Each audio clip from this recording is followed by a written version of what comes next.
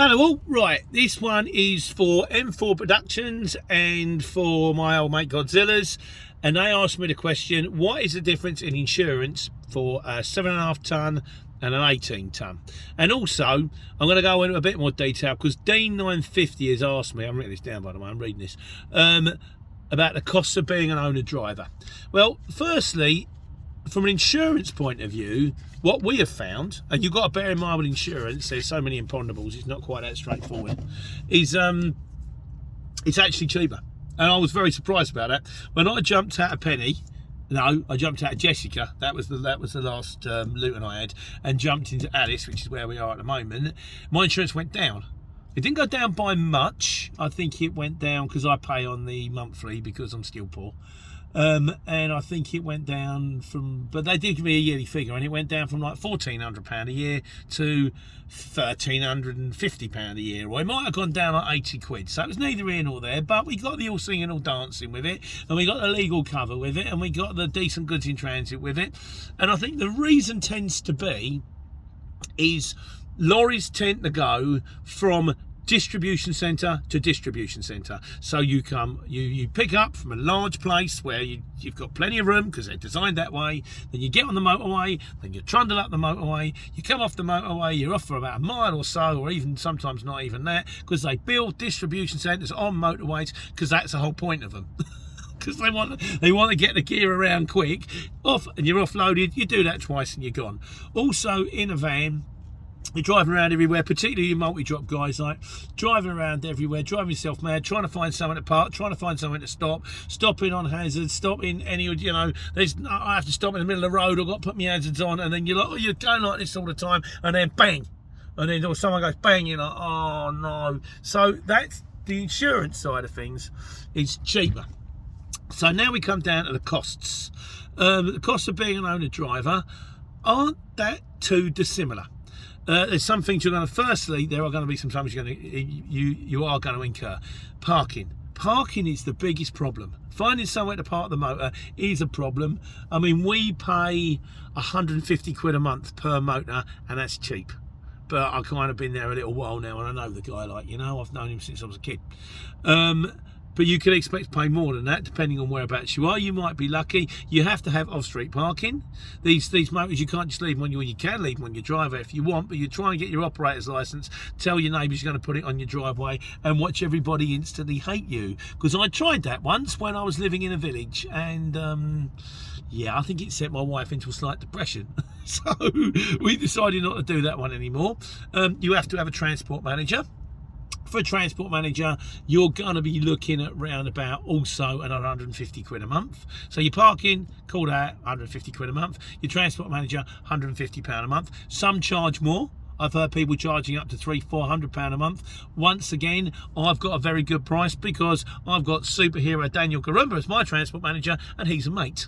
He kind of started, I remember meeting him a long time ago at Giuseppe's, and he turned up with a newer Luton than me. So, Daniel, if you're listening, hello, bud. Thanks very much. It is appreciated. Then you've got fuel and wear and tear. The fuel on the 7.5 tonnes, I think normally a full tank of diesel, which is about 100 litres, will do me 400 miles.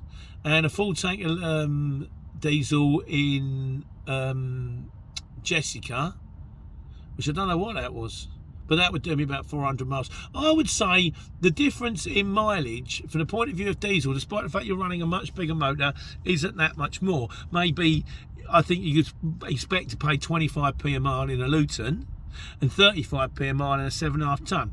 Now bear in mind that a lot of the stuff I say is wrong, or at least wildly inaccurate, so you've got to take this with a pinch of salt. But when I fill up my tank, because we fill up on a fuel card, so I've got 100 litres, say the fuel price that time, this time is like 120, so it's cost me 120 quid to fill it up. That will do me 400 miles.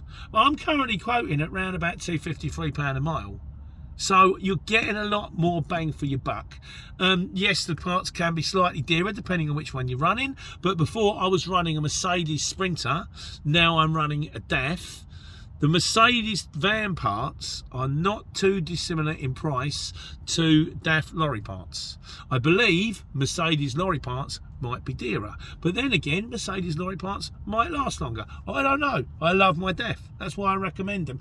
DAFs are the equivalent of Fords in the lorry world, but the parts are really available. I don't drive like I've done. There's plenty of room. The reason I don't like Transit, your knees are like here. You can't see this, but I'm doing it. In here, plenty of room. Look, I can wave my arms around. Have a rave. I'm going to set up a roller disco between here and here. It's going to be a very small roller disco. Your starting up costs. You've got to get your operator's license. That's probably going to cost you, by the time you're finished, round about £1,000. By the time you've paid for their application fee, and you paid for their the advert in the paper, and you paid for the license for 5 years, because you have to like rent it for 5 years. You kind of rent it kind of thing. You're going to be looking. You ain't going to get a lot of change out of a gorilla, but that's kind of it. And it's the noughts.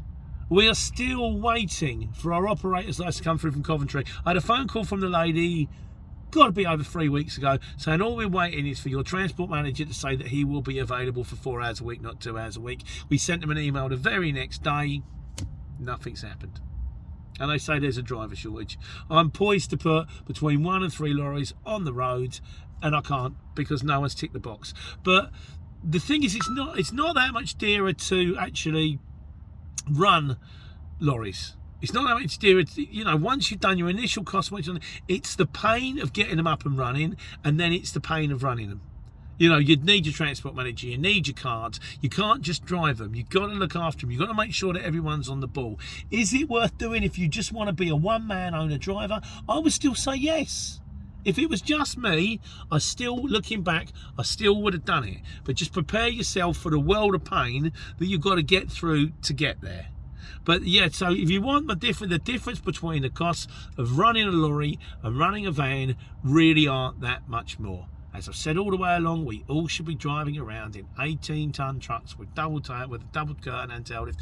But bear in mind, lorries are involved. You can't just jump in and drive them. You've got to have cards. You've got to have CPCs. You've got to have the right license. You've got to have someone to park it. You've got to have a transport manager. And if you don't want a headache and you get it right, there's not that much more money between driving a curtain-side Luton with a tail lift and driving a truck and the money that you can earn.